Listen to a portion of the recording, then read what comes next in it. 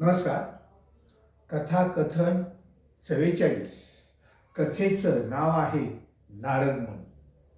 नारद मुनी नारद मुनी हे ब्रह्मदेवाचे मानसपुत्र असतात आणि ते रात्रंदिवस ब्रह्मदेवाचे नामस्मरण करीत असतात, जप करीत असतात, पूजा अर्चा करीत असतात. आणि त्यांना स्वतःला वाटतं, नारद मुनींना, की संपूर्ण ह्या विश्वामध्ये, ह्या पृथ्वी तलावर जेवढे जीव आहेत त्या सर्वांमध्ये मीच ब्रह्मदेवाला जास्त आवडत असेल, कारण मीच रात्रंदिवस ब्रह्मदेवाची पूजा करतो, नामस्मरण करतो. आणि एक दिवशी त्यांनी ठरवलं की ब्रह्मदेवाला विचारायचं की तुम्हाला सर्वात जास्त कोण आवडते, ह्या विश्वामध्ये तुम्हाला सर्वात जास्त कोण आवडतं. आणि एकदा धाडस केलं आणि ब्रह्मदेवाला विचारलं, तुम्हाला ह्या विश्वामध्ये सर्वात जास्त कोण आवडतं. नारद मुनींची इच्छा असते, अपेक्षा असते की ब्रह्मदेव माझंच नाव घेतील. सर्व ह्या विश्वामध्ये काय की जास्तीत जास्त कोण आवडत असेल तर मीच ब्रह्मदेवाला आवडत असेल, कारण मी रात्रंदिवस जप तप करतो, नामस्मरण करतो. अशी त्याची अपेक्षा होती. परंतु त्यानं विचारलं ब्रह्मदेवाला, सर्वात जास्त कोण आवडतंय. उत्तर काय दिलं पहा ब्रह्मदेवाने. ब्रह्मदेवाने उत्तर दिलं, मला ह्या पृथ्वीतलावर सर्वात जास्त शेतकरी आवडतो. हे उत्तर ऐकल्यानंतर नारद मुनी निराश झाले, अपेक्षा भंग झाला आणि रागातच म्हणाले, तुम्हाला शेतकरी का आवडतो, का आवडतो. मग ब्रह्मदेव म्हणाले, ते जाऊ दे, माझे तू काम करशील का. रागातच म्हणतो, कोणतं काम.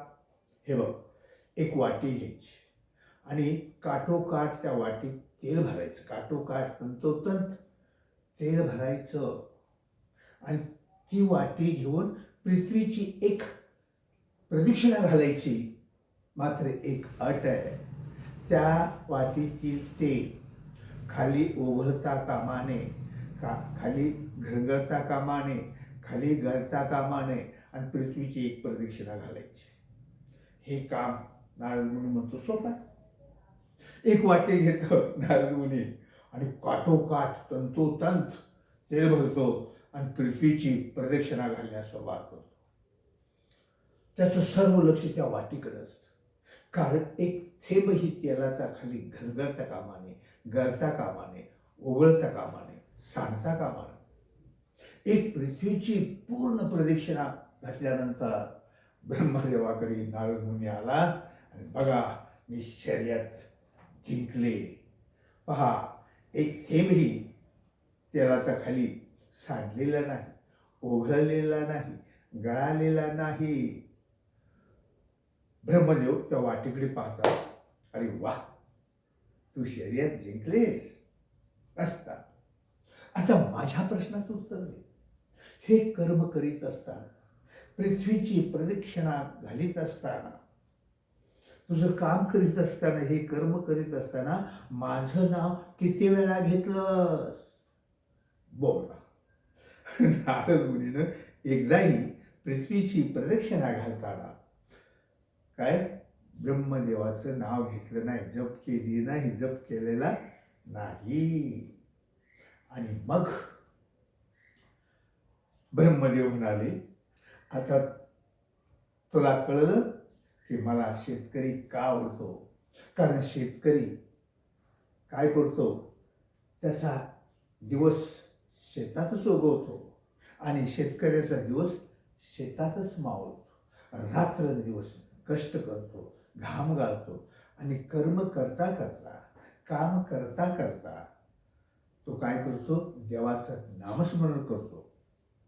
आणि असे जे हे लोक आहेत, काम करता करता, कर्म करता करता, स्वतःचं कर्तव्य करता करता देवाचं नामस्मरण करतात, तेच मला आवडतात. तुझ्यासारखे जे कामधंदा करत नाहीत, कर्म करत नाहीत, कर्तव्य करत नाहीत, 24 तास सुटलं नामस्मरण करत बसतात, देवाची पूजा करत बसतात, असे मला आवडत नाही. थोडक्यात काय की कर्मात राम पाहायला हवं. भारतीय संतांनी आजीवन लोकशिक्षणाचे कार्य केलेले आहे. भारतीय संतांनी आजीवन लोकशिक्षणाचे कार्य केलेले आहे. त्यासाठी त्यांनी मोक्ष नाकारलेला आहे. त्यासाठी त्यांनी मोक्ष नाकारलेले आहे. भारतीय संतांनी कर्मातच राम पाहिला. भारतीय संतांनी कर्मातच राम पाहिला. लक्षात ठेवा, कर्मकांडानं की कामधंदा करायचा नाही आणि कर्मकांड करत बसायचं, असे लोक ब्रह्मदेवाला आवडत नाही. लक्षात ठेवा. धन्यवाद.